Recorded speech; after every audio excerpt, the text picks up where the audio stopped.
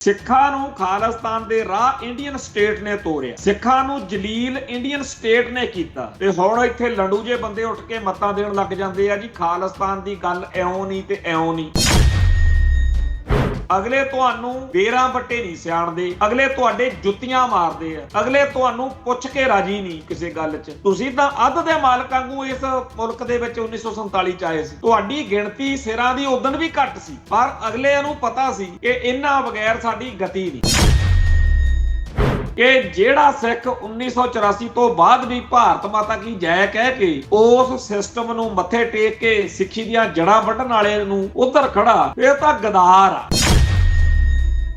ਆ ਜਿਹੜੇ ਅੱਜ ਮੱਤਾ ਦਿੰਦੇ ਆ ਨਾ ਕਿ ਜੀ ਪਾਕਿਸਤਾਨ ਨੇ ਆਪਾਂ ਨੂੰ ਵਰਤ ਲਿਆ, ਭਰਾਵੋ ਜੇਕਰ ਅੱਜ ਆਪਾਂ ਇਹ ਕਹਿਣ ਜੋਗੇ ਹੋਏ ਆ ਕਿ ਸਾਡੀ ਕੌਮ ਨੇ 21 ਦੇ 41 ਪਾਏ ਨੇ, ਤਾਂ ਉਹ ਪਾਕਿਸਤਾਨ ਤੋਂ ਉਥੋਂ ਮਿਲੇ ਹੋਏ ਸ਼ਾਸਤਰਾਂ ਕਰਕੇ ਹੀ ਸੀ। ਕੋਈ ਗਲੀਲਾਂ ਨਾਲ ਤਾਂ ਲੜਾਈ ਹੋਣੀ ਨਹੀਂ ਸੀ। ਸੋ ਅੱਜ ਦੀ ਤਰੀਕ ਵਿੱਚ ਸਿੱਖ ਜਗਤ ਦੇ ਸਾਹਮਣੇ ਬਹੁਤ ਵੱਡਾ ਸਵਾਲ ਹੈ ਕਿ ਐਮਐਲਏ ਐਮਪੀ ਬਣ ਕੇ ਕੌਮ ਲਈ ਕੁਝ ਬਣਨਾ ਨਹੀਂ, ਇਸ ਗੱਲ ਦੀ ਗਾਰੰਟੀ ਹੈ। ਹਥਿਆਰਬੰਦ ਸਿੱਖ ਸੰਘਰਸ਼ ਤੋਂ ਤੌਬਾ ਕਰੀ ਜਾਂਦੇ ਆ ਤੇ ਕੌਮ ਦਾ ਹੱਕ, ਕੌਮ ਦੇ ਇਨਸਾਫ ਲਈ ਕੋਈ ਰਾਹ, ਕੋਈ ਰੋਡ ਮੈਪ ਹੈਗਾ ਕਿਸੇ ਕੋਲ? ਹੈ ਕੋਈ ਰਾਹ ਜਿਹਦੇ ਰਾਹੀਂ ਕਹਿ ਸਕੋ ਕਿ ਇੰਡੀਅਨ ਸਟੇਟ ਦੇ ਅੰਦਰੋਂ ਅੰਦਰੋਂ ਆਪਾਂ ਨੂੰ ਆਹ ਮਿਲ ਜੂ? ਉਹ ਤੁਹਾਨੂੰ ਤੁਹਾਡੀ ਕੌਮ ਦੇ ਹੀਰੋ, ਤੁਹਾਡੀ ਕੌਮ ਦੇ ਅਸਲੀ ਯੋਧਿਆਂ ਤੋਂ ਤੋੜ ਰਹੇ। ਇਸ ਬਦਲਦੀ ਦੁਨੀਆ ਵਿੱਚ ਤੁਸੀਂ ਪਿੱਛੇ ਨਾ ਰਹਿ ਜਾਓ। ਹਰ ਘਟਨਾ ਜੋ ਤੁਹਾਡੀ ਜ਼ਿੰਦਗੀ ਤੇ ਅਸਰ ਪਾ ਰਹੀ ਹੈ, ਅਸੀਂ ਉਸ ਬਾਰੇ ਦਵਾਂਗੇ ਤੁਹਾਨੂੰ ਸਟੀਕ ਤੇ ਸਹੀ ਜਾਣਕਾਰੀ। ਤੁਹਾਡਾ ਆਪਣਾ ਹੱਕ ਸੱਚ ਦੀ ਆਵਾਜ਼ TV84। TV84 ਦੇ ਨਾਲ ਜੁੜਨ ਲਈ ਆਪਣਾ ਫੋਨ ਚੁੱਕੋ ਤੇ ਐਪ ਸਟੋਰ ਵਿੱਚ ਜਾ ਕੇ ਡਾਊਨਲੋਡ ਕਰੋ TV84 ਦੀ ਨਵੀਂ ਐਪ। ਇਸ ਐਪ ਤੇ ਤੁਸੀਂ ਦੇਖ ਸਕਦੇ ਹੋ 24 ਘੰਟੇ TV84 ਦਾ ਲਾਈਵ ਚੈਨਲ ਅਤੇ ਨਾਲ ਹੀ ਪੰਜ ਪੰਜਾਬ ਅਤੇ ਦੁਨੀਆ ਭਰ ਦੀਆਂ ਅਹਿਮ ਖਬਰਾਂ। ਫਿਰ ਦੇਰ ਕਿਸ ਗੱਲ ਦੀ, ਹੁਣੇ ਡਾਊਨਲੋਡ ਕਰੋ TV84 ਦੀ ਨਵੀਂ ਐਪ।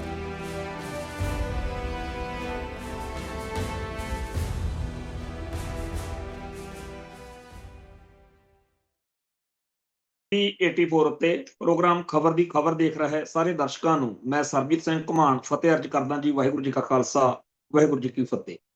ਪਿਛਲੇ ਦਿਨੀ ਸ਼੍ਰੋਮਣੀ ਅਕਾਲੀ ਦਲ ਅੰਮ੍ਰਿਤਸਰ, ਦਲ ਖਾਲਸਾ ਤੇ ਹੋਰ ਬਹੁਤ ਸਾਰੀਆਂ ਜਥੇਬੰਦੀਆਂ ਨੇ ਭਾਰਤ ਤੇ ਪਾਕਿਸਤਾਨ ਦੇ ਬਾਰਡਰ ਤੇ, ਵਾਹਗਾ ਬਾਰਡਰ ਦੇ ਉੱਤੇ ਇੱਕ ਗਹਿ ਗੱਡਮਾ ਪ੍ਰੋਗਰਾਮ ਕਰਕੇ ਮੰਗ ਕੀਤੀ ਸੀ ਕਿ ਇਹ ਬਾਰਡਰ ਖੋਲ੍ਹਿਆ ਜਾਵੇ ਤੇ ਇੱਥੋਂ ਦੀ ਵਪਾਰ ਜਿਹੜਾ ਹੈ ਉਹ ਸ਼ੁਰੂ ਕੀਤਾ ਜਾਵੇ। ਬਹੁਤ ਸਾਰੇ ਲੋਕਾਂ ਲਈ ਇਹ ਗੱਲ ਬੜੀ ਅਜੀਬ ਹੋਊਗੀ ਕਿ ਜਦੋਂ ਵੀ ਕੋਈ ਮਾੜੀ ਮੋਟੀ ਇੰਡੀਆ ਤੇ ਪਾਕਿਸਤਾਨ ਦੇ ਵਿੱਚ ਗੜਬੜ ਹੁੰਦੀ ਹੈ, ਸਭ ਤੋਂ ਪਹਿਲਾਂ ਇਹ ਬਾਰਡਰ ਬੰਦ ਕੀਤਾ ਜਾਂਦਾ। ਤੇ ਇੱਕ ਆਪਣੀ ਗੱਲ ਹੋਰ ਜੁੜ ਗਈ ਆ ਪੰਥ ਦੀ, ਗੁਰਦੁਆਰਾ ਕਰਤਾਰਪੁਰ ਸਾਹਿਬ ਦੇ ਲਾਂਘੇ ਵਾਲੀ ਗੱਲ, ਉਹ ਵੀ ਤੁਰੰਤ ਬੰਦ ਕਰ ਦਿੰਦੇ।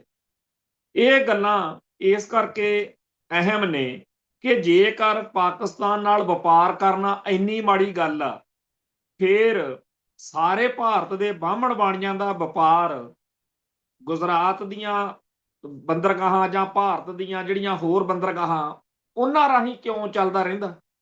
ਜੇ ਪਾਕਿਸਤਾਨ ਇੰਨਾ ਹੀ ਗੰਦਾ ਮੁਲਕ ਆ, ਇੰਨਾ ਹੀ ਮਾੜਾ ਮੁਲਕ ਆ, ਫਿਰ ਉੱਥੋਂ ਤਾਂ ਕੋਈ ਚੀਜ਼ ਲੈਣੀ ਨਹੀਂ ਚਾਹੀਦੀ, ਕੋਈ ਚੀਜ਼ ਦੇਣੀ ਨਹੀਂ ਚਾਹੀਦੀ। ਫਿਰ ਇਹ ਗੱਲ ਬਾਰ-ਬਾਰ ਉੱਠਦੀ ਹੈ ਤੇ ਇਸ ਵਾਰ ਇਹ ਗੱਲ ਬੜੇ ਚੰਗੇ ਤਰੀਕੇ ਨਾਲ, ਬੜੇ ਜ਼ੋਰਦਾਰ ਤਰੀਕੇ ਨਾਲ ਵਾਹਗੇ ਬਾਰਡਰ ਤੇ ਕਹਿਣ ਦੇ ਨਾਲ ਹੋਰ ਵੀ ਬਹੁਤ ਸਾਰੇ ਥਾਵਾਂ ਤੋਂ ਇਹਨੂੰ ਹਮਾਇਤ ਮਿਲ ਰਹੀ ਹੈ। ਪਾਰਲੀਮੈਂਟ ਦੇ ਵਿੱਚ ਵੀ ਇਸ ਗੱਲ ਤੇ ਚਰਚਾ ਛਿੜੀ ਹੈ। ਬਹੁਤ ਸਾਰੇ ਹੋਰ ਅੱਡ-ਅੱਡ ਖਿਆਲਾਤਾਂ ਦੇ ਲੋਕ ਆ ਜਿਹੜੇ ਉਹ ਇਸ ਮੰਗ ਦੀ ਹਮਾਇਤ ਕਰ ਰਹੇ ਨੇ। ਅੱਜ ਅੰਮ੍ਰਿਤਸਰ ਤੋਂ ਫੋਕਲੋਰ ਰਿਸਰਚ ਅਕਾਦਮੀ ਅੰਮ੍ਰਿਤਸਰ ਅਤੇ ਪ੍ਰਗਤੀਸ਼ੀਲ ਲੇਖਕ ਸੰਘ ਅੰਮ੍ਰਿਤਸਰ, ਇਹਨਾਂ ਵੱਲੋਂ ਵੀ ਪੰਜਾਬ ਦੀ ਆਰਥਿਕ ਤੇ ਸਮਾਜਿਕ ਖੁਸ਼ਹਾਲੀ ਲਈ, ਵਪਾਰ ਲਈ ਸਰਹੱਦ ਦਾ ਇਹ ਰਸਤਾ ਖੋਲ੍ਹ ਕੇ ਕੇਂਦਰ ਸਰਕਾਰ ਤੋਂ ਮੰਗ ਕੀਤੀ ਗਈ ਆ ਕਿ ਪਾਕਿਸਤਾਨ, ਅਫਗਾਨਿਸਤਾਨ, ਈਰਾਨ ਤੇ ਮੱਧ ਏਸ਼ੀਆ ਨਾਲ ਜ਼ਮੀਨੀ ਰਸਤੇ ਵਪਾਰ ਮੁੜ ਸ਼ੁਰੂ ਕਰਨ ਦੀ ਜਿਹੜੀ ਕਵਾਇਦ ਆ ਉਹ ਤੋਰੀ ਜਾਵੇ। ਮੇਰਾ ਇਹ ਗੱਲ ਕਰਨ ਤੋਂ ਭਾਵ ਇਹ ਹੈ ਕਿ ਬੇਸ਼ੱਕ ਇਹ ਮਸਲਾ, ਇਹ ਮੰਗ ਇਸ ਮੌਕੇ ਖਾਲਿਸਤਾਨ ਸੰਘਰਸ਼ ਨਾਲ ਸੰਬੰਧਿਤ ਧਿਰਾਂ ਵੱਲੋਂ ਉਠਾਈ ਜਾ ਰਹੀ ਹੈ, ਪਰ ਇਹ ਮੰਗ ਸਾਰੇ ਪੰਜਾਬੀਆਂ ਦੀ ਆ, ਔਰ ਪੰਜਾਬ ਦੇ ਲੋਕਾਂ ਨੂੰ ਇਹ ਗੱਲ ਬਹੁਤ ਚੁੱਭ ਰਹੀ ਆ ਕਿ ਜੇਕਰ ਸਾਡੇ ਇੱਥੇ ਆਲੂ ਜਾਂ ਹੋਰ ਜਿਹੜੀਆਂ ਸਾਡੀਆਂ ਫਸਲਾਂ ਨੇ ਉਹ ਰੁਲਦੀਆਂ ਨੇ ਤੇ ਨਾਲ ਬਿਲਕੁਲ ਗੁਆਂਢ ਦੇ ਵਿੱਚ ਪਾਕਿਸਤਾਨ, ਅਫਗਾਨਿਸਤਾਨ ਜਾਂ ਮੱਧ ਏਸ਼ੀਆ ਦੇ ਮੁਲਕਾਂ ਵਿੱਚ ਲੋਕ ਤਰਸਦੇ ਆ ਤੇ ਇੱਥੇ ਸਾਡੇ ਉਹ ਚੀਜ਼ਾਂ ਜਿਹੜੀਆਂ ਨੇ ਜਿਨ੍ਹਾਂ ਦੀ ਘਾਟ ਆ ਉਹ ਉਹਨਾਂ ਮੁਲਕਾਂ ਦੇ ਵਿੱਚ ਬਹੁਤਾਤ ਆ। ਜੇ ਕਿਤੇ ਇਹ ਬਾਰਡਰ ਖੁੱਲ ਜਾਣ ਤਾਂ ਬੜਾ ਸੌਖਾ ਹੋ ਸਕਦਾ। ਆਪਣੇ ਸਾਹਮਣੇ ਆ ਨੇਪਾਲ ਅਤੇ ਭਾਰਤ ਦਾ ਬਾਰਡਰ ਜਿਹੜਾ ਉਹ ਬੜਾ ਸੌਖਾ ਆ ਤੇ ਉਵੇਂ ਹੀ ਇਹ ਬਾਰਡਰ ਜਿਹੜਾ ਹੈ ਜੇ ਕਿਤੇ ਹੋ ਜਾਵੇ ਬਾਘੇ ਵਾਲਾ ਤਾਂ ਕੰਮ ਜਿਹੜਾ ਹੈਗਾ ਉਹ ਬੜਾ ਚੰਗਾ ਹੋ ਸਕਦਾ। ਸੋ ਜੇਕਰ ਕੋਈ ਤਰਕ ਦੀ ਗੱਲ ਕਰੀਏ, ਕੋਈ ਦਲੀਲ ਦੀ ਗੱਲ ਕਰੀਏ ਤਾਂ ਭਾਰਤੀ ਨਿਜ਼ਾਮ ਕੋਲੇ ਕੋਈ ਤਰਕ, ਕੋਈ ਦਲੀਲ ਹੈ ਨਹੀਂ ਕਿ ਇਹ ਬਾਰਡਰ ਕਿਉਂ ਬੰਦ ਰੱਖਣਾ। ਹੁਣ ਇੱਕ ਗੱਲ ਕਹੀ ਜਾਂਦੀ ਆ ਕਿ ਜੀ ਖੂਨ ਖਰਾਬਾ ਵੀ ਪਾਕਿਸਤਾਨ ਤੋਂ ਭਾਰਤ ਵਿੱਚ ਗੜਬੜ ਕਰਵਾਈ ਜਾਂਦੀ ਹੈ। ਹੁਣ ਇਹ ਗੱਲ ਦਾ ਅਰਥ ਇਹ ਬਣਦਾ ਹੈ ਕਿ ਭਾਰਤ ਤਾਂ ਬੜਾ ਬੀਬਾ ਮੁਲਕ ਆ, ਭਾਰਤ ਤਾਂ ਐਵੇਂ ਖੜਾ ਹੀ ਕੁੱਟ ਖਾਈ ਜਾਂਦਾ, ਪਾਕਿਸਤਾਨ ਵਾਲੇ ਬੜੇ ਗੁੰਡੇ। ਹੁਣੇ ਆਹ ਫਿਲਮ ਆ ਕੇ ਹਟੀ ਆ ਧੁਰੰਧਰ, ਇਹ ਫਿਲਮ ਬਣਾਉਣ ਵਾਲਿਆਂ ਨੇ ਤਾਂ ਇਉਂ ਬਣਾਈ ਕਿ ਆਪਾਂ ਪਾਕਿਸਤਾਨ ਨੂੰ ਐਕਸਪੋਜ਼ ਕਰਨਾ, ਮਤਲਬ ਪਾਕਿਸਤਾਨ ਨੂੰ ਦੁਨੀਆ 'ਚ ਬਦਨਾਮ ਕਰਨਾ। ਪਰ ਜਿੰਨਾ ਕੁ ਪਾਕਿਸਤਾਨ ਦਾ ਬਦਨਾਮ ਕਰਨ ਦਾ ਮਸਾਲਾ ਇਸ ਫਿਲਮ ਰਾਹੀਂ ਆਇਆ, ਓਨਾ ਕੁ ਮਸਾਲਾ ਭਾਰਤ ਨੂੰ ਬਦਨਾਮ ਕਰਨ ਵਾਲਾ ਵੀ ਨਾਲ ਹੀ ਆ ਗਏ। ਹੁਣ ਤੱਕ ਭਾਰਤੀ ਨਿਜ਼ਾਮ ਇਹ ਗੱਲ ਕਹਿ ਕੇ ਲੋਕਾਂ ਨੂੰ ਗੁੰਮਰਾਹ ਕਰਦਾ ਰਿਹਾ ਕਿ ਜੀ ਪਾਕਿਸਤਾਨ ਦੀ ISI ਆ ਜਿਹੜੀ ਇੰਟਰ ਸਰਵਿਸ ਇੰਟੈਲੀਜੈਂਸ, ਜਿਹੜੀ ਉੱਥੋਂ ਦੀ ਖੁਫੀਆ ਏਜੰਸੀ ਆ, ਉਹ ਬੜੀ ਮਾੜੀ ਆ ਤੇ ਸਾਡੇ ਭਾਰਤ ਨੂੰ ਉਹ ਖਰਾਬ ਕਰਦੇ ਆ ਤੇ ਉੱਥੋਂ ਹਥਿਆਰ ਤੇ ਹੋਰ ਬੰਦਿਆਂ ਨੂੰ ਤਿਆਰ ਕਰਕੇ ਇੱਥੇ ਬੰਬ ਧਮਾਕੇ ਤੇ ਹੋਰ ਵਾਰਦਾਤਾਂ ਉਹ ਕਰਵਾਉਂਦੇ। ਮੰਨ ਲਈ ਜੀ ਗੱਲ।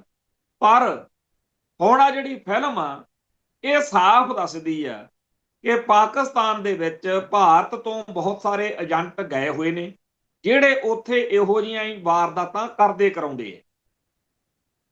ਹੁਣ ਇਹ ਫਿਲਮ ਜਿਹੜੀ ਆ ਇਹ ਜਿੱਥੇ ਉਹਨਾਂ ਕਤਲੋਗਾਰਦ ਦੀ, ਉਹਨਾਂ ਵਾਰਦਾਤਾਂ ਦੀ ਜ਼ਿੰਮੇਵਾਰੀ ਨਾਲ ਗੱਲ ਕਰਦੀ ਆ, ਉੱਥੇ ਇੱਕ ਕਿਤਾਬ ਵੀ ਇਹਨਾਂ ਦਿਨਾਂ 'ਚ ਬੜੀ ਚਰਚਾ 'ਚ ਆ, ਜਿਸ ਦੇ ਵਿੱਚ ਸਾਫ਼ ਤੌਰ ਤੇ ਮੰਨਿਆ ਗਿਆ ਕਿ ਪਾਕਿਸਤਾਨ ਸਮੇਤ ਅੱਡ-ਅੱਡ ਮੁਲਕਾਂ ਦੇ ਵਿੱਚ ਭਾਰਤੀ ਖੁਫੀਆ ਏਜੰਸੀਆਂ ਉਹਨਾਂ ਲੋਕਾਂ ਨੂੰ ਕਤਲ ਕਰਵਾਉਂਦੀਆਂ ਨੇ ਜਿਹੜੀਆਂ ਸ਼ਖਸੀਅਤਾਂ ਭਾਰਤ ਨੂੰ ਪਸੰਦ ਨਹੀਂ। ਇਸ ਗੱਲ ਦੇ ਵਿੱਚ ਉਹ ਕਿਤਾਬ ਆਪਣੇ ਆਪ ਦੇ ਵਿੱਚ ਬੜੀ ਅਹਿਮ ਹੈ, ਕਿਉਂਕਿ ਬਾਕੀ ਜਿਹੜੇ ਵਾਰਦਾਤਾਂ ਜਾਂ ਬਾਕੀ ਕਤਲ ਨੇ ਉਹ ਤਾਂ ਉਸ ਕਿਤਾਬ ਦੇ ਲੇਖਕ ਨੇ ਬੇਸ਼ੱਕ ਫੇਕ ਨਾਂ ਜਿਹੜਾ ਹੈ ਵਰਤਿਆ, ਪਰ ਅਵਤਾਰ ਸਿੰਘ ਖੰਡੇ ਦਾ ਤੇ ਗੁਰਪਤਵੰਤ ਸਿੰਘ ਪੰਨੂ ਦਾ ਤੇ ਨਿੱਜਰ ਦਾ, ਹਰਦੀਪ ਸਿੰਘ ਨਿੱਜਰ ਦਾ, ਜਥੇਦਾਰ ਸਾਹਿਬ ਦਾ, ਇਹਨਾਂ ਬਾਰੇ ਉਹਨਾਂ ਨੇ ਸਾਫ਼ ਤੌਰ ਤੇ ਵਿੱਚ ਲਿਖਿਆ ਹੋਇਆ।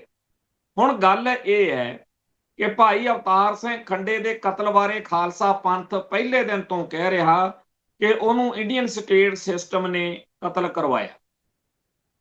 ਤੇ ਉਹਦੇ ਬਾਰੇ ਇਹ ਗੱਲ ਜਦੋਂ ਬੰਦਾ ਫਿਲਮ ਦੇਖਦਾ ਧੁਰੰਧਰ, ਜਾਂ ਜਿਹੜੀ ਆ ਕਿਤਾਬ ਹੁਣ ਆਈ ਆ ਉਹਨੂੰ ਜਦੋਂ ਦੇਖਦੇ ਆ ਤਾਂ ਸਾਫ਼ ਪਤਾ ਲੱਗ ਜਾਂਦਾ ਬਈ ਅਸਲ ਵਿੱਚ ਕੋਈ ਜਿਹੜੀ ਰਸਾਇਣਕ ਚੀਜ਼, ਜਿਵੇਂ ਕੋਈ ਦਵਾਈ ਬੂਟੀ, ਕੋਈ ਟੀਕਾ, ਇੰਜੈਕਸ਼ਨ, ਉਹ ਲਾ ਕੇ ਬੰਦੇ ਨੂੰ ਲੱਗਦਾ ਇਉਂ ਆ ਵੀ ਜਿਵੇਂ ਫੂਡ ਪੁਆਇਜ਼ਨਿੰਗ ਹੋ ਗਈ, ਪਰ ਬੜੀ ਜਲਦੀ ਉਹ ਬੰਦਾ ਮਰ ਜਾਂਦਾ। ਇਹ ਗੱਲ ਪਹਿਲਾਂ ਤਾਂ ਆਪਾਂ ਆਮ ਤੌਰ ਤੇ ਵੱਡੀਆਂ ਜਿਹੜੀਆਂ ਜਸੂਸੀ ਫਿਲਮਾਂ ਸੀ ਉਹਨਾਂ 'ਚ ਇੱਕ ਦੇਖਦੇ ਕਰਦੇ ਸੀ, ਪਰ ਇਹਨੂੰ ਹਕੀਕਤ ਨਹੀਂ ਸੀ ਕਦੇ ਮੰਨੇ।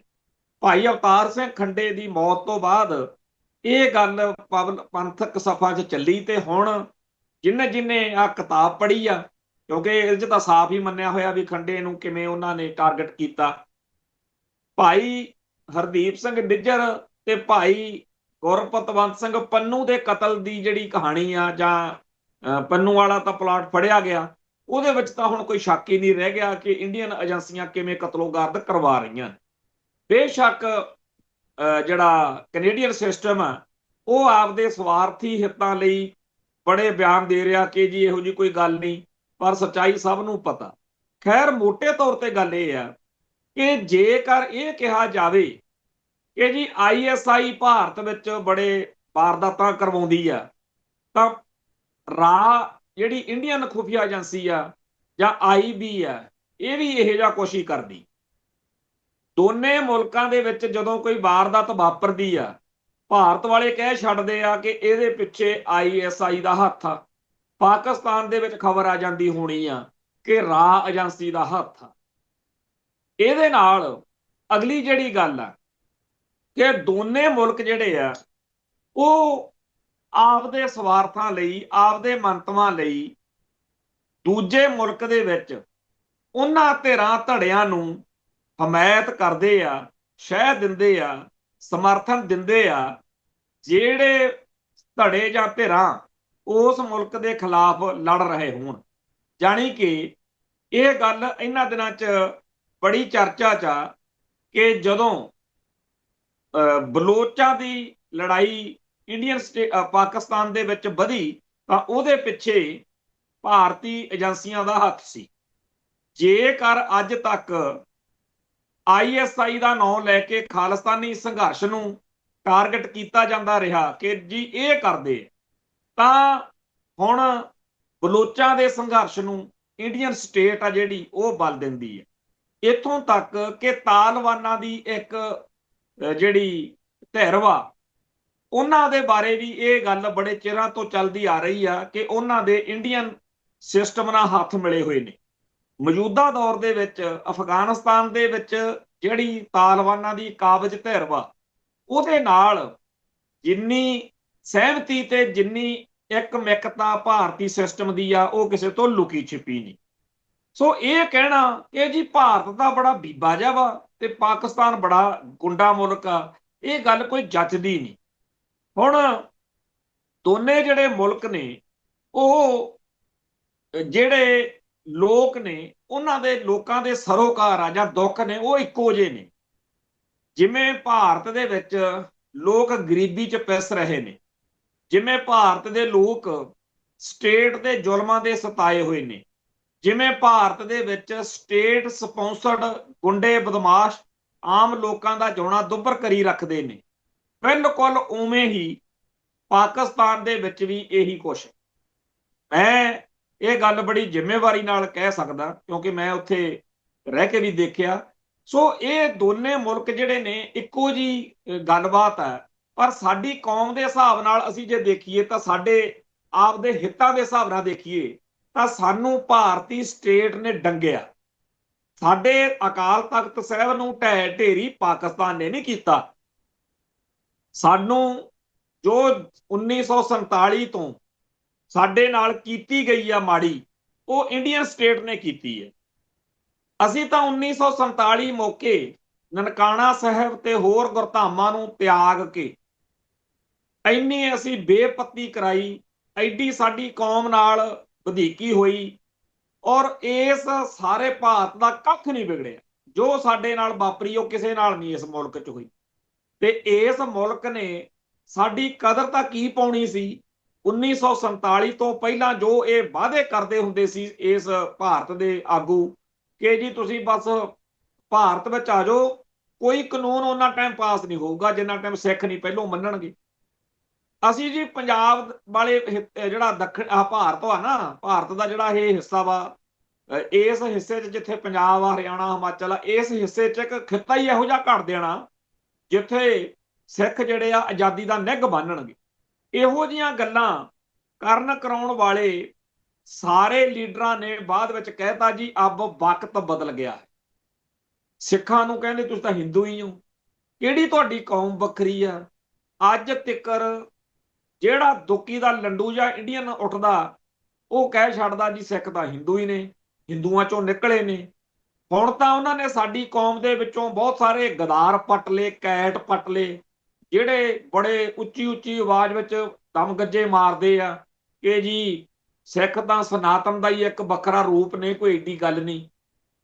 ਹੋਰ ਤਾਂ ਹੋਰ ਆ ਜਿਹੜੇ ਨਾਮਧਾਰੀਏ ਨੇ, ਇੱਕ ਬਾਬਾ ਰਾਮ ਸਿੰਘ ਹੋਏ ਨੇ, ਜਿਹੜੇ ਕੂਕਿਆਂ ਦੇ ਵਿੱਚੋਂ, ਨਾਮਧਾਰੀਆਂ ਦੇ ਵਿੱਚੋਂ ਸਰਮੌਰ ਬਹੁਤ ਵੱਡੀ ਸਤਿਕਾਰਤ ਸ਼ਖਸੀਅਤ ਹੈ। ਉਹਨਾਂ ਦਾ ਖਾਲਸਾ ਪੰਥ ਦੇਣ ਨਹੀਂ ਦੇ ਸਕਦਾ ਜਿਵੇਂ ਬਾਬਾ ਜਰਨੈਲ ਸਿੰਘ ਜੀ ਖਾਲਸਾ ਭਿੰਡਰਾਂ ਵਾਲਿਆਂ ਨੇ ਸਾਡੀ ਕੌਮ ਨੂੰ 1947 ਤੋਂ ਬਾਅਦ ਜਗਾਇਆ, ਆਜ਼ਾਦੀ ਦੀ ਚਿਣਗ ਲਾਈ, ਕੌਮ ਲਈ ਲੜਨ ਮਰਨ ਦੇ ਰਾਹ ਤੋਰਿਆ। ਉਵੇਂ ਹੀ ਬਾਬਾ ਰਾਮ ਸਿੰਘ ਜੀ ਨੇ ਭਾਰਤ ਦੀ ਆਜ਼ਾਦੀ ਲਈ, ਖਾਸ ਤੌਰ ਤੇ ਪੰਜਾਬ ਦਾ ਜਾਂ ਸਿੱਖਾਂ ਦਾ ਜੋ ਯੋਗਦਾਨ ਹੈ, ਉਹਦੇ ਤਹਿਤ ਜੋ ਕੁਰਬਾਨੀ ਨਾਮਧਾਰੀ ਬਾਬਿਆਂ ਦੀ, ਕੂਕਿਆਂ ਦੀ ਆ, ਉਹ ਅਸੀਂ ਭੁੱਲ ਨਹੀਂ ਸਕਦੇ। ਜਿਸ ਤਰੀਕੇ ਨਾਲ ਕੂਕਿਆਂ ਨੂੰ ਤੋਪਾਂ ਦੇ ਸਾਹਮਣੇ ਖੜ ਕੇ ਉਡਾਇਆ ਗਿਆ, ਉਹ ਕਮਾਲ ਦਾ ਇਤਿਹਾਸ। ਬਾਬਾ ਰਾਮ ਸਿੰਘ ਜੀ ਖਾਲਸਾ ਪੰਥ ਵਿੱਚ ਏਡੀ ਸਤਿਕਾਰਤ ਸ਼ਖਸੀਅਤ ਸੀ ਕਿ ਅੰਗਰੇਜ਼ੀ ਹਕੂਮਤ ਨੇ ਸੋਚਿਆ ਕਿ ਆਪਾਂ ਬਾਬੇ ਰਾਮ ਸਿੰਘ ਸਮੇਤ ਇਸ ਪੂਰੇ ਜਿਹੜੀ ਸੈਕਸ਼ਨ ਆ, ਜਿਹੜੇ ਨਾਮਧਾਰੀਏ ਨੇ, ਇਹਨਾਂ ਨੂੰ ਸਿੱਖ ਕੌਮ ਦੇ ਨਾਲ ਲੜਾ ਦੇਣਾ।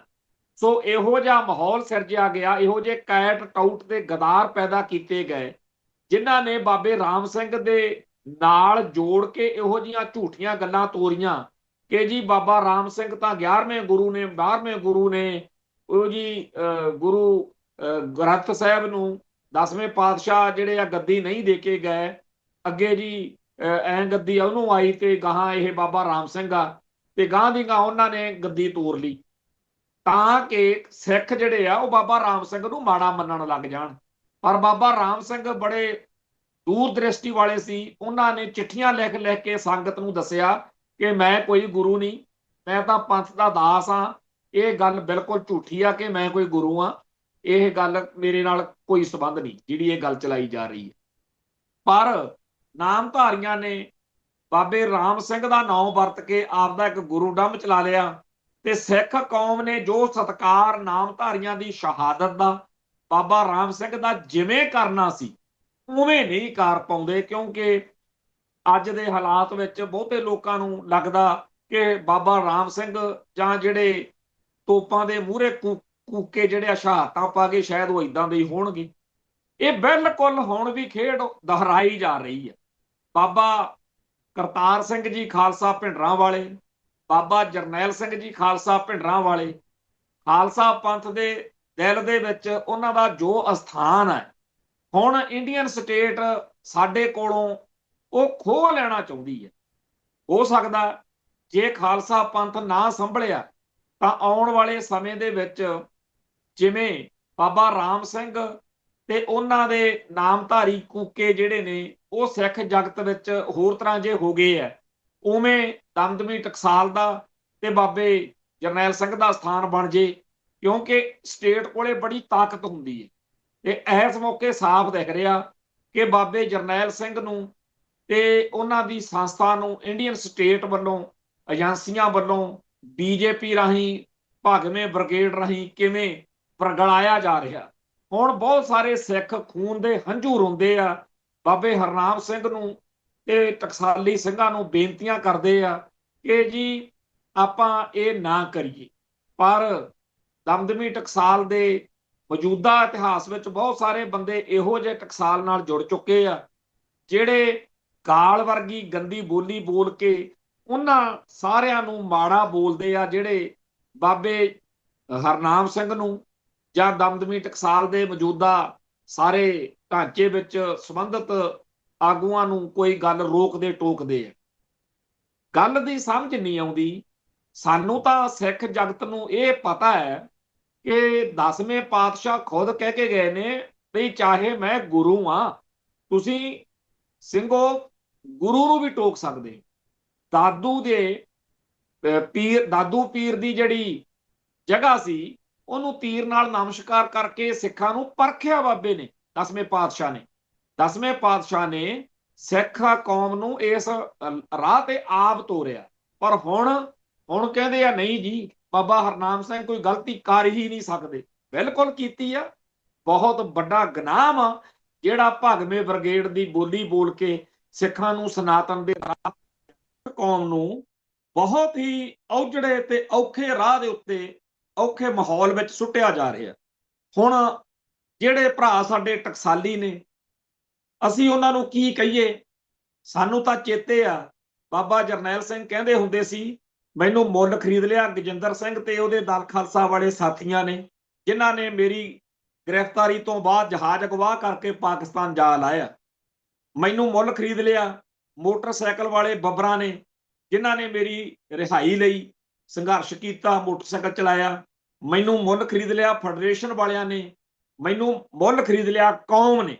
ਬਾਬਾ ਜਰਨੈਲ ਸਿੰਘ ਤਾਂ ਖਾਲਸਾ ਪੰਥ ਨੂੰ ਪੂਰੀ ਤਰ੍ਹਾਂ ਸਮਰਪਿਤ ਹੋ ਕੇ ਗੱਲ ਕਰਦੇ ਸੀ ਤੇ ਉਹਨਾਂ ਨੇ ਕਦੇ ਵੀ ਇਹੋ ਜਿਹੀ ਗੱਲ ਨਹੀਂ ਸੀ ਕੀਤੀ। ਪਰ ਅੱਜ ਬਾਬੇ ਹਰਨਾਮ ਸਿੰਘ ਨੇ ਕਦੇ ਉਹਨਾਂ ਸਿੰਘਾਂ ਨੂੰ ਨਹੀਂ ਟੋਕਿਆ ਜਿਹੜੇ ਅਪਸ਼ਬਦ ਵਰਤਦੇ ਨੇ, ਮਾੜਾ ਬੋਲਦੇ ਨੇ ਉਹਨਾਂ ਸਾਰਿਆਂ ਨੂੰ ਜਿਹੜੇ ਸਹੀ ਗੱਲ ਕਹਿ ਰਹੇ ਨੇ। ਖੈਰ, ਅਸੀਂ ਤਾਂ ਗੱਲ ਇਹ ਕਰ ਰਹੇ ਸੀ ਕਿ 1947 ਤੋਂ ਬਾਅਦ ਭਾਰਤੀ ਸਟੇਟ ਜਿਹੜੀ ਆ ਉਹ ਕਿਵੇਂ ਸਿੱਖਾਂ ਕੋਲੋਂ ਸਿੱਖੀ ਖੋਹਣ ਤੁਰੀ ਹੋਈ ਆ, ਕਿਵੇਂ ਸਿੱਖਾਂ ਨੂੰ ਬਣਦੇ ਹੱਕ ਦੇਣ ਦੀ ਥਾਂ ਜ਼ੁਲਮ ਦਾ ਰਾਹ ਫੜਿਆ। ਨਤੀਜਾ ਕੀ ਨਿਕਲਿਆ ਕਿ ਅੱਕ ਕੇ ਸਿੱਖਾਂ ਨੇ ਆਪਦੇ ਹੱਕਾਂ ਲਈ ਧਰਮ ਯੁੱਧ ਮੋਰਚਾ ਲਾਇਆ। ਉਸ ਧਰਮ ਯੁੱਧ ਮੋਰਚੇ ਨੂੰ ਸਹੀ ਤਰੀਕੇ ਨਾਲ ਸਿੱਖਾਂ ਦਾ ਪੱਖ ਸੁਣਨ ਦੀ ਬਜਾਏ ਕੀ ਮੰਗਦੇ ਸੀ? ਬਾਬਾ ਜਰਨੈਲ ਸਿੰਘ ਵੀ ਕਹਿੰਦੇ ਹੁੰਦੇ ਸੀ ਵੀ ਆਨੰਦਪੁਰ ਦਾ ਮਤਾ ਹੀ ਸਾਡਾ ਇਸ ਟਾਈਮ ਨਿਸ਼ਾਨਾ। ਜਦੋਂ ਪਤਾ ਲੱਗਿਆ ਕਿ ਸਟੇਟ ਤਾਂ ਸਿੱਖਾਂ ਉੱਤੇ, ਅਕਾਲ ਤਖਤ ਉੱਤੇ, ਦਰਬਾਰ ਸਾਹਿਬ ਤੇ ਹਮਲਾ ਕਰਨ ਨੂੰ ਫਿਰਦੀ ਹੈ, ਬਾਬਾ ਜਰਨੈਲ ਸਿੰਘ ਨੇ ਕਿਹਾ ਬਈ ਜੇ ਦਰਬਾਰ ਸਾਹਿਬ ਤੇ ਹਮਲਾ ਹੋ ਗਿਆ ਫਿਰ ਖਾਲਿਸਤਾਨ ਤੋਂ ਬਗੈਰ ਕੋਈ ਰਾਹ ਨਹੀਂ, ਫਿਰ ਸਮਝ ਲਓ ਵੀ ਖਾਲਿਸਤਾਨ ਦੀ ਨੀਂਹ ਰੱਖੀ ਜਾਓ। ਉਸ ਗੱਲ ਨੂੰ ਸੁਣਨ ਦੀ ਬਜਾਏ ਇੰਡੀਅਨ ਸਟੇਟ ਨੇ ਕਿਹਾ ਕਿ ਲੈ ਅਸੀਂ ਕਰਦੇ ਹਾਂ ਹਮਲਾ, ਤੁਸੀਂ ਜਿਹੜਾ ਖਾਲਿਸਤਾਨ ਦਾ ਝੰਡਾ ਕੱਢਣਾ ਕੱਢ ਦਿਓ। ਸਿੱਖਾਂ ਨੂੰ ਖਾਲਿਸਤਾਨ ਦੇ ਰਾਹ ਇੰਡੀਅਨ ਸਟੇਟ ਨੇ ਤੋਰਿਆ, ਸਿੱਖਾਂ ਨੂੰ ਜਲੀਲ ਇੰਡੀਅਨ ਸਟੇਟ ਨੇ ਕੀਤਾ। ਤੇ ਹੁਣ ਇੱਥੇ ਲੰਡੂ ਜੇ ਬੰਦੇ ਉੱਠ ਕੇ ਮੱਤਾਂ ਦੇਣ ਲੱਗ ਜਾਂਦੇ ਆ ਜੀ ਖਾਲਿਸਤਾਨ ਦੀ ਗੱਲ ਇਉਂ ਨਹੀਂ ਤੇ ਇਉਂ ਨਹੀਂ। ਅਗਲੇ ਤੁਹਾਨੂੰ ਬੇਰਾਂ ਬੱਟੇ ਨਹੀਂ ਸਿਆਣਦੇ, ਅਗਲੇ ਤੁਹਾਡੇ ਜੁੱਤੀਆਂ ਮਾਰਦੇ ਆ, ਅਗਲੇ ਤੁਹਾਨੂੰ ਪੁੱਛ ਕੇ ਰਾਜੀ ਨਹੀਂ ਕਿਸੇ ਗੱਲ 'ਚ। ਤੁਸੀਂ ਤਾਂ ਅੱਧ ਦੇ ਮਾਲਕ ਵਾਂਗੂ ਇਸ ਮੁਲਕ ਦੇ ਵਿੱਚ 1947 ਚ ਆਏ ਸੀ, ਤੁਹਾਡੀ ਗਿਣਤੀ ਸਿਰਾਂ ਦੀ ਉਦਣ ਵੀ ਘੱਟ ਸੀ, ਪਰ ਅਗਲੇ ਨੂੰ ਪਤਾ ਸੀ ਕਿ ਇਹਨਾਂ ਬਗੈਰ ਸਾਡੀ ਗਤੀ ਨਹੀਂ। ਜਦੋਂ ਲੋੜ ਪਈ, ਚਾਹੇ ਜੰਗਾਂ ਮੌਕੇ, ਚਾਹੇ ਚਾਈਨਾ ਨਾਲ ਜੰਗ ਹੋਈ ਹੈ ਇੰਡੀਆ ਦੀ, ਚਾਹੇ ਪਾਕਿਸਤਾਨ ਨਾਲ, ਕੌਣ ਖੜਾ ਜਾ ਕੇ? ਸਿੱਖ ਖੜੇ, ਬਰਾਬਰ ਖੜੇ। ਜੇਕਰ ਇੱਕ ਵਾਰੀ ਇਸ ਮੁਲਕ ਨੇ ਕਹਿਤਾ ਕਿ ਸਾਨੂੰ ਸੋਨੇ ਦੀ ਲੋੜ ਆ, ਸਾਰੇ ਭਾਰਤ ਚੋਂ ਜਿੰਨਾ ਸੋਨਾ ਇਕੱਠਾ ਹੋਇਆ ਉਹਨਾਂ ਸੋਨਾ ਕੱਲੇ ਇੰਡੀਆ ਦੇ ਸਾਰੇ ਸੋਨੇ ਦੇ ਬਰਾਬਰ ਪੰਜਾਬ ਨੇ ਕੱਲੇ ਨੇ ਦੇਤਾ, ਪੰਥ ਨੇ ਕੱਲੇ ਨੇ ਦੇ। ਜੇਕਰ ਕਣਕ ਝੋਨੇ ਦੀ ਗੱਲ ਹੈ, ਸਾਰੇ ਸੰਸਾਰ ਦੇ ਵਿੱਚ ਠੂਠਾ ਫੜ ਕੇ ਮੰਗਤਿਆਂ ਵਾਂਗੂ ਤੁਰਿਆ ਫਿਰਦਾ ਸੀ ਭਾਰਤ, ਤੇ ਇਹਨੂੰ ਪੈਰਾਸਰ ਕਿਹਨੇ ਕੀਤਾ?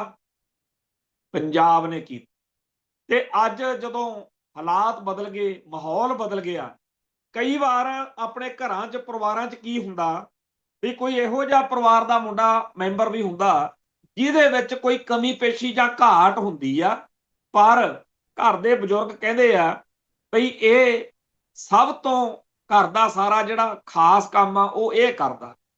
ਸਾਰੇ ਭਾਰਤ ਨੂੰ ਇਸ ਗੱਲ ਦੀ ਅਕਲ ਹੋਣੀ ਚਾਹੀਦੀ ਸੀ, ਜਿੰਨੇ ਭਾਰਤ ਦੇ ਅੱਡ-ਅੱਡ ਸੂਬੇ ਨੇ, ਹਰ ਸੂਬੇ 'ਚ ਵਸਦੇ ਲੋਕ ਨੇ, ਉਹਨਾਂ ਦੀਆਂ ਅੱਡ-ਅੱਡ ਬੋਲੀਆਂ ਨੇ, ਅੱਡ-ਅੱਡ ਧਰਮ ਨੇ, ਅੱਡ-ਅੱਡ ਸੱਭਿਆਚਾਰ ਨੇ, ਪਰ ਉਹਨਾਂ ਦੀ ਇੱਕ ਗੱਲ ਸਾਂਝੀ ਹੋਣੀ ਚਾਹੀਦੀ ਸੀ ਕਿ ਪੰਜਾਬ ਤੇ ਇੱਥੇ ਵਸਦੇ ਸਿੱਖ ਖਾਸ ਤਰ੍ਹਾਂ ਦੇ ਸਤਿਕਾਰ ਦੇ ਹੱਕਦਾਰ ਨੇ।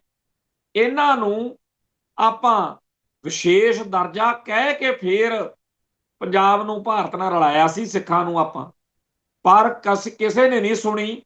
1984 ਚ ਦਰਬਾਰ ਸਾਹਿਬ ਤੇ ਹਮਲੇ ਤੋਂ ਬਾਅਦ ਜਦੋਂ ਕਾਂਗਰਸ ਨੇ ਇਲੈਕਸ਼ਨ ਲੜੀ ਤਾਂ ਉਨੀ ਵੋਟ ਕਦੇ ਵੀ ਨਹੀਂ ਸੀ ਪਈ ਜਿੰਨੀ 1984 ਚ ਮਿਲੀ ਕਿ ਤੁਸੀਂ ਸਿੱਖਾਂ ਨਾਲ ਪੰਜਾਬ ਵਿੱਚ ਜੋ ਕੀਤਾ ਬਿਲਕੁਲ ਠੀਕ ਕੀਤਾ, ਇਹਨਾਂ ਦੇ ਰੱਜ ਕੇ ਛੱਤਰ ਫੇਰੋ।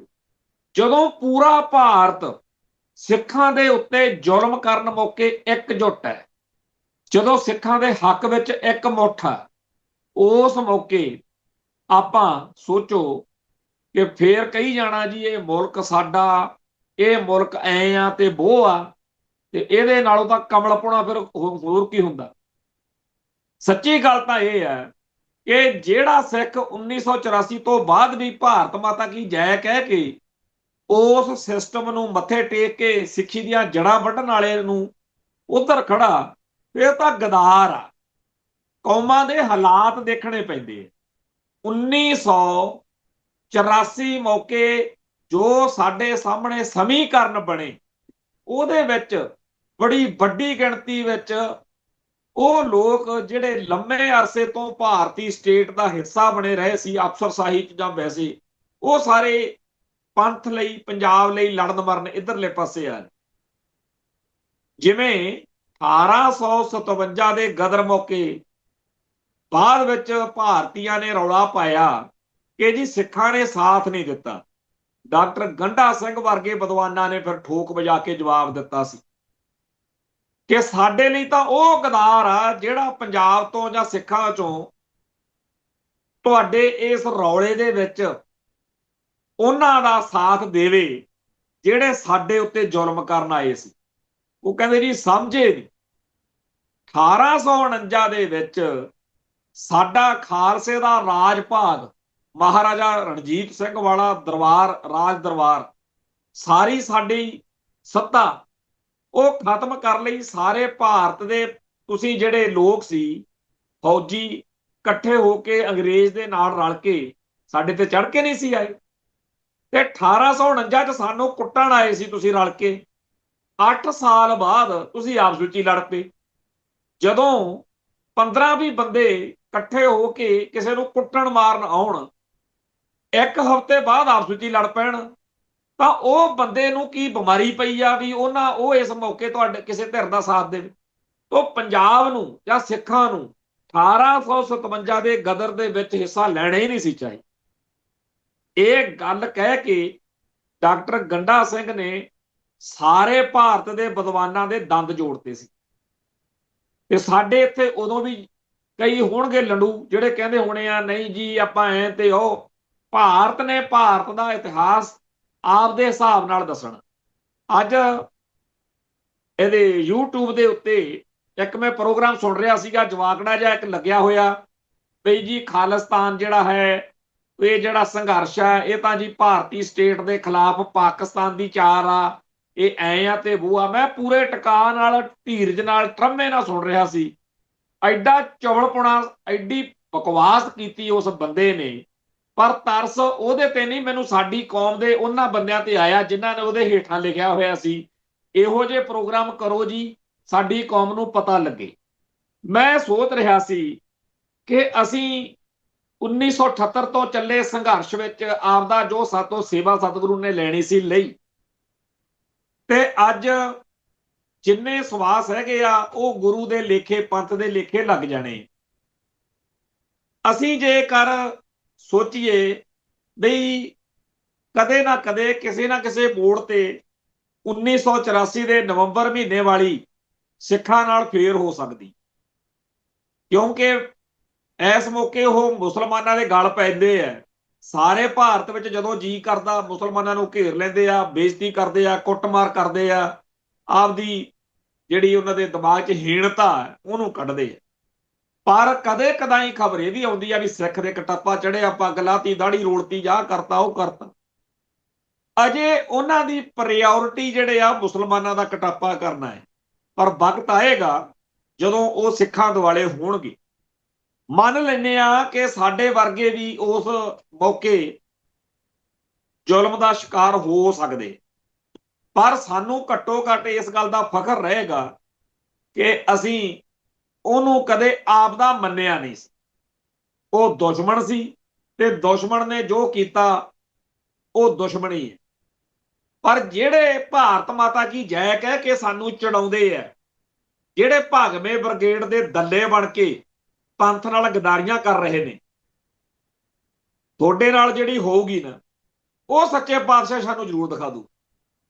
ਤੇ ਤੁਹਾਨੂੰ ਉਦੋਂ ਚੇਤਾ ਆਊਗਾ ਜਦੋਂ ਤੁਹਾਡੀ ਨਿੱਕੀ ਜੀ ਬੱਚੀ 1984 ਦੇ ਵਿੱਚ ਜਿਹੜੇ ਸਿੱਖਾਂ ਨੂੰ ਮਾਣ ਸੀ ਨਾ ਕਿ ਜੀ ਅਸੀਂ ਤਾਂ, ਸਾਡੇ ਤਾਂ ਗਵਾਂਢ ਦੇ ਵਿੱਚੋਂ ਲਾਲੇ ਉੱਠੇ ਨਿੱਕੀਆਂ ਨਿੱਕੀਆਂ ਬੱਚੀਆਂ ਤੋਂ ਲੈ ਕੇ 90 ਸਾਲ ਤੱਕ ਦੀਆਂ ਸਿੱਖ ਔਰਤਾਂ ਨੂੰ ਬੇਪੱਤ ਕੀਤਾ। ਦਿੱਲੀ ਦੇ ਵਿੱਚ ਵਿਡੋ ਕਲੋਨੀ ਬਣੀ ਹੋਈ ਹੈ।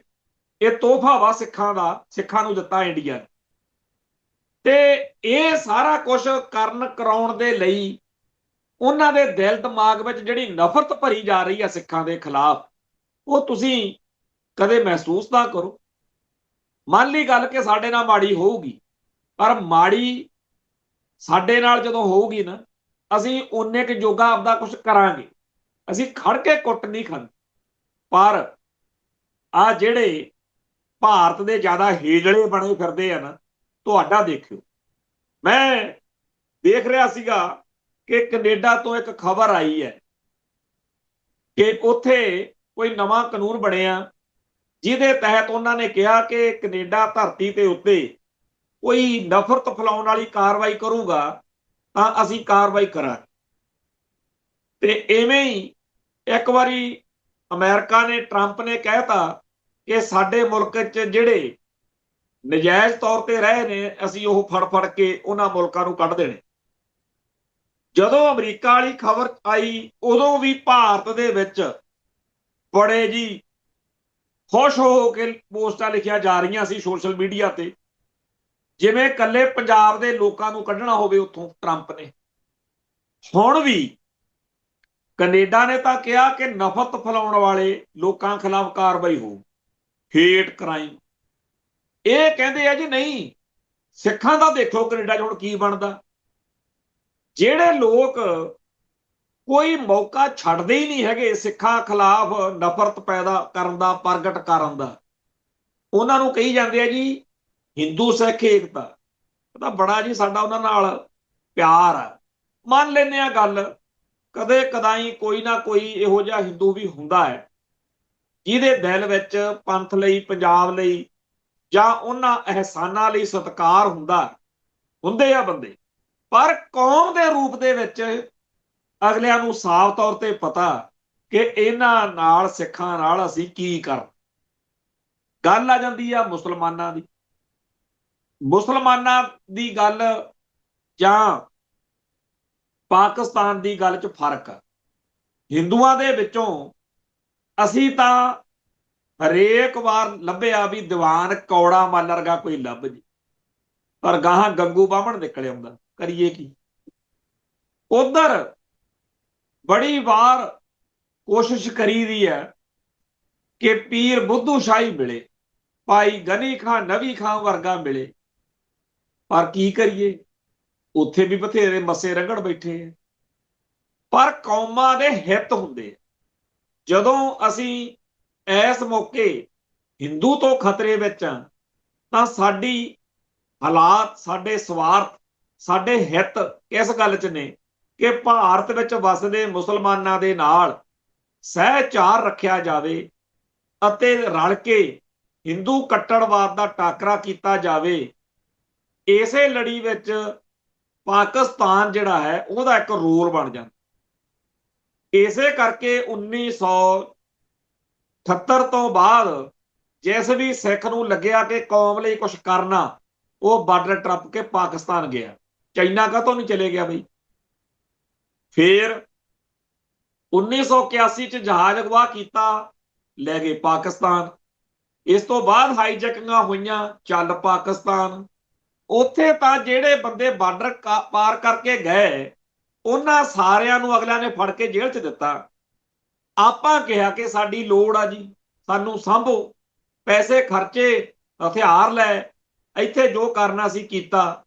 ਆ ਜਿਹੜੇ ਅੱਜ ਮੱਤਾ ਦਿੰਦੇ ਆ ਨਾ ਕਿ ਜੀ ਪਾਕਿਸਤਾਨ ਨੇ ਆਪਾਂ ਨੂੰ ਵਰਤ ਲਿਆ, ਭਰਾਵੋ, ਜੇਕਰ ਅੱਜ ਆਪਾਂ ਇਹ ਕਹਿਣ ਜੋਗੇ ਹੋਏ ਆ ਕਿ ਸਾਡੀ ਕੌਮ ਨੇ 21 ਦੇ 41 ਪਾਏ ਨੇ, ਤਾਂ ਉਹ ਪਾਕਿਸਤਾਨ ਤੋਂ, ਉੱਥੋਂ ਮਿਲੇ ਹੋਏ ਸ਼ਾਸਤਰਾਂ ਕਰਕੇ ਹੀ ਸੀ। ਕੋਈ ਗਲੀਲਾਂ ਨਾਲ ਤਾਂ ਲੜਾਈ ਹੋਣੀ ਨਹੀਂ ਸੀ। ਜਿਹੜੇ ਸ਼ਾਸਤਰ ਪਾਕਿਸਤਾਨ ਤੋਂ ਲੈ ਕੇ ਕੌਮ ਦੇ ਬਦਲੇ ਲੈ, ਕੌਮ ਦੀ ਲੜਾਈ ਲੜੀ, ਹੱਕ ਅਤੇ ਇਨਸਾਫ ਲਈ ਲੜੇ। ਹੁਣ ਕਈ ਕਹਿੰਦੇ ਆ ਜੀ ਸੰਤ ਭਿੰਡਰਾਂ ਵਾਲੇ ਹਥਿਆਰ ਲੈ ਕੇ ਬਹਿ ਗਏ ਜੀ ਉੱਥੇ। ਫੋਟੋਆਂ ਦੋ ਬਣਨੀਆਂ ਸੀ। ਇੱਕ ਫੋਟੋ ਬਣਨੀ ਸੀ ਹੋਣ ਵਾਲੀ, ਸੰਤਾਂ ਦੀ ਗੋਲੀਆਂ ਨਾਲ ਵਿੰਨੀ ਹੋਈ ਲਾਸ਼, ਜਿਹਦੇ ਉੱਤੇ ਖਾਲਸਾ ਪੰਥ ਨੂੰ ਮਾਣ ਹੈ, ਕੌਮ ਲਈ ਲੜ ਕੇ ਬੰਦਾ ਸ਼ਹੀਦ ਹੋਇਆ। ਦੂਜੇ ਪਾਸੇ ਜੇ ਸੰਤਾਂ ਕੋਲੇ ਸ਼ਸਤਰ ਨਾ ਹੁੰਦੇ ਤਾਂ ਜਿਵੇਂ ਜਥੇਦਾਰ ਟੌੜੇ ਨੂੰ ਤੇ ਲੌਂਗੋਵਾਲ ਵਰਗਿਆਂ ਨੂੰ ਲੈ ਕੇ ਗਏ ਨੇ, ਉਵੇਂ ਨਹੀਂ ਸੀ ਲੈ ਕੇ ਜਾਣਾ। ਹਿੰਦੂ ਅੱਤਵਾਦੀਆਂ ਨੇ ਧੂ ਕੇ ਦਾੜੀ ਤੋਂ ਫੜ ਕੇ ਸੰਤਾਂ ਨੂੰ ਲੈ ਕੇ ਜਾਣਾ ਸੀ ਪ੍ਰਕਰਮਾਂ ਤੋਂ ਬਾਹਰ। ਤੇ ਜਿਹੜੇ ਆ ਮਤਾਂ ਦਿੰਦੇ ਨੇ, ਇਹਨਾਂ ਨੇ ਕਹਿਣਾ ਸੀ ਐਵੇਂ ਹੀ 2-3 ਸਾਲ ਤੋਂ ਸੰਤ ਲੋਕਾਂ ਨੂੰ ਭੜਕਾਈ ਗਿਆ, ਕੁਛ ਕੀਤਾ ਨਹੀਂ, ਕਤਰਿਆ ਨਹੀਂ, ਅਗਲੇ ਨੇ ਫੜ ਕੇ ਬੇਇੱਜ਼ਤੀ ਕਰਕੇ ਮਾਰਤਾ, ਰਾਹੀ ਕਹਿਣਾ ਸੀ ਨਾ। ਸੋ ਸ਼ੁਕਰ ਕਰੀਦਾ ਕਿ ਸੰਤਾਂ ਦੀ ਦੂਰ ਦ੍ਰਿਸ਼ਟੀ, ਜਿਨ੍ਹਾਂ ਨੇ ਗੁਰੂ ਸਾਹਿਬਾਨ ਦੇ ਦਿੱਤੇ ਹੁਕਮਾਂ ਅਨੁਸਾਰ ਸ਼ਸਤਰਬੱਧ ਹੋ ਕੇ ਖਾਲਸਾ ਪੰਥ ਦੇ ਇਤਿਹਾਸ ਨੂੰ ਇੱਕ ਨਵਾਂ ਰਾਹ ਦਿਖਾਇਆ, ਉਸੇ ਰਾਹ ਤੇ ਚੱਲਦਿਆਂ ਹੋਇਆਂ ਅੱਜ ਵੀ ਬੜੇ ਨੌਜਵਾਨ ਨੇ, ਚਾਹੇ ਕੋਈ ਜਥੇਬੰਦੀ ਬਾਂਹ ਨਾ ਫੜੇ। ਮੈਂ ਹੈਰਾਨ ਹੋ ਜਾਂਦਾ ਜਦੋਂ ਆਏ ਦਿਨ ਇੰਡੀਅਨ ਸਟੇਟ ਕਹਿੰਦੀ ਆ ਕਿ ਜੀ ਹਥਿਆਰਬੰਦ ਨੌਜਵਾਨ ਫੜੇ ਆ ਜਿਨ੍ਹਾਂ ਨੇ ਫਲਾਨੇ ਨੂੰ ਮਾਰਨਾ ਸੀ, ਫਲਾਨੇ ਨੂੰ ਮਾਰਨਾ ਸੀ। ਉਦੋਂ ਆਉਂਦਾ ਵੀ ਨਾ ਤਾਂ ਇਹਨਾਂ ਨੂੰ ਕਿਸੇ ਦਾ ਆਸਰਾ, ਵੀ ਅੱਗੇ ਤਾਂ ਹੁੰਦਾ ਸੀ ਨਾ ਵੀ ਜਥੇਬੰਦੀਆਂ ਮਗਰ ਖੜੀਆਂ ਨੇ, ਫਲਾਨਾ ਬੰਦਾ, ਇਹ ਕਾਹਦੇ ਸਹਾਰੇ ਲੜਦੇ ਆ? ਇਹ ਜਿਹੜਾ ਜਜ਼ਬਾ ਨਾ ਜਿੰਨਾ ਟਾਈਮ ਹੈਗਾ ਕੌਮ ਦੇ ਵਿੱਚ, ਉਹਨਾਂ ਟਾਈਮ ਆਪਾਂ ਸਮਝੋ ਵੀ ਆਪਣੇ ਚ ਤੱਤ ਹੈਗਾ। ਜਿੱਦਣ ਇੰਡੀਅਨ ਸਟੇਟ ਨੂੰ ਇਹ ਲੱਗਣ ਲੱਗ ਗਿਆ ਕਿ ਹੁਣ ਨਹੀਂ ਇਹਨਾਂ ਚ ਕੋਈ ਰਿਹਾ ਜਿਹੜਾ ਪੰਥ ਲਈ ਸਿਰ ਵਾਰ ਸਕੇ, ਕਿਉਂਕਿ ਜਦੋਂ ਉਹਨਾਂ ਨੂੰ ਮਾਲ ਮੰਡੀ ਇੰਟੈਰੋਗੇਸ਼ਨ ਕਰਦੇ ਆ, ਜਦੋਂ ਬੁੱਚੜਾ ਵਾਂਗੂ ਉਹਨਾਂ ਨੂੰ ਕੋਹਿਆ ਜਾਂਦਾ, ਉਹਨਾਂ ਨੌਜਵਾਨਾਂ ਦੇ ਮਗਰ ਨਾ ਘਰ ਦੇ ਆਉਂਦੇ ਆ, ਨਾ ਕੋਈ ਯਾਰ ਦੋਸਤ। ਅਖੀਰ 2-3 ਮਹੀਨਿਆਂ ਬਾਅਦ ਹੌਲੀ ਹੌਲੀ ਮੁਲਾਕਾਤਾਂ ਸ਼ੁਰੂ ਹੁੰਦੀਆਂ। ਉਹਨਾਂ 3-4 ਮਹੀਨਿਆਂ ਦੇ ਵਿੱਚ ਤਾਂ ਉਹਨਾਂ ਦੇ ਕੋਲ ਇੱਕੋ ਹੀ ਹੁੰਦਾ, ਇੱਕ ਤੱਕਿਆ ਸਹਾਰਾ ਬਸ ਤੇਰਾ, ਹੋਰ ਸਭ ਢਾਈਆਂ ਢੇਰੀਆਂ। ਤੇ ਜਦੋਂ ਕੋਈ ਉਹਨਾਂ ਨੂੰ ਪੁੱਛੇ ਵੀ ਯਾਰ ਤੁਹਾਨੂੰ ਤਾਂ ਕਿਸੇ ਪਾਸੋਂ ਕੋਈ ਹੈ ਹੀ ਨਹੀਂ ਸੀ, ਤੁਸੀਂ ਕਿਵੇਂ ਲੜੀ ਗਏ, ਫਿਰ ਉਹ ਕਹਿ ਦਿੰਦੇ ਨੇ ਨਾ ਬਈ 10ਵੇਂ ਪਾਤਸ਼ਾਹ ਨੂੰ ਕਹਿ ਲਈਦਾ ਵਾ, ਮੇਰਾ ਰੁੱਸੇ ਨਾ ਕਲਗੀਆਂ ਵਾਲਾ, ਜੱਗ ਭਾਵੇਂ ਸਾਰਾ ਰੁੱਸ ਜੇ, ਸੱਚੇ ਪਾਤਸ਼ਾਹ ਤੇਰੇ ਸਿੰਘ ਤੇਰੇ ਆਸਰੇ ਲੜ ਰਹੇ ਆ ਇਸ ਦੁਸ਼ਟ ਇੰਡੀਆ ਦੇ ਖਿਲਾਫ, ਜਿਹਨੇ ਸਾਡੀ ਹੋਂਦ ਹਸਤੀ ਮਕਾਉਣ ਦਾ ਰਾਹ ਫੜਿਆ ਵੇ। ਹੁਣ ਇੱਕ ਪਾਸੇ ਤਾਂ ਉਹ ਗਿਣਤੀ ਦੇ ਸਿੰਘ ਨੇ ਜਿਹੜੇ ਆਏ ਦਿਨ ਭਾਰਤ ਦੇ ਖਿਲਾਫ ਲੜਦੇ ਆ, ਫੜੇ ਜਾਂਦੇ ਆ, ਮਰਦੇ ਆ, ਕੁਛ ਕਰਦੇ ਆ। ਦੂਜੇ ਪਾਸੇ ਬਹੁਤੇ ਸਿਆਣੇ ਆਪਦੇ ਆਪ ਨੂੰ ਵਿਦਵਾਨ ਸਮਝਣ ਵਾਲੇ, ਅਕਲ ਵਾਲੇ, ਜਿਹੜੇ ਉਸ ਇੰਡੀਆ ਦੇ ਸੁਨਹਿਰੀ ਸੋਨੇ ਦੇ ਪਿੰਜਰੇ 'ਚ ਕੈਦ ਹੋ ਕੇ ਆਪਦੇ ਆਪ ਨੂੰ ਸਮਝਦੇ ਅਸੀਂ ਬੜੇ ਸਿਆਣੇ, ਅਸੀਂ ਐਮਐਲਏ ਬਣ ਜਾਣਾ, ਐਮਪੀ ਬਣ ਜਾਣਾ। ਐਮਐਲਏ ਐਮਪੀ ਬਣੇ ਨਹੀਂ ਫਿਰਦੇ। ਭਾਈ ਅਮਰਤਪਾਲ ਸਿੰਘ ਨੂੰ ਕਿੰਨੇ ਚਾਵਾਂ ਨਾਲ ਜਿਤਾਇਆ, ਅਗਲੇ ਬਾਹਰ ਹੀ ਨਹੀਂ ਨਿਕਲਣ ਦਿੰਦੇ। ਇੱਕ ਤਰੀਕੇ ਨਾਲ ਤਾਂ ਇੰਡੀਅਨ ਸਟੇਟ ਸਿੱਖਾਂ ਨੂੰ ਅਕਲ ਦੇ ਰਹੀ ਆ ਨਾ ਕਿ ਜਿਹੜਾ ਤੁਸੀਂ ਕਹਿੰਦੇ ਹੋ ਨਾ ਐਮਐਲਏ ਐਮਪੀ ਬਣ ਕੇ ਇਧਰੋਂ ਕੁਝ ਨਹੀਂ ਮਿਲਣਾ। ਚੇਤੇ ਕਰੋ 1990-91 ਦੇ ਵਿੱਚ ਖਾੜਕੂ ਜਥੇਬੰਦੀਆਂ ਦੇ ਮਗਰ ਤੁਰੇ ਫਿਰਦੇ ਸੀਗੇ ਵੀ ਗੱਲ ਕਰੋ ਜੀ ਬਹਿ ਕੇ।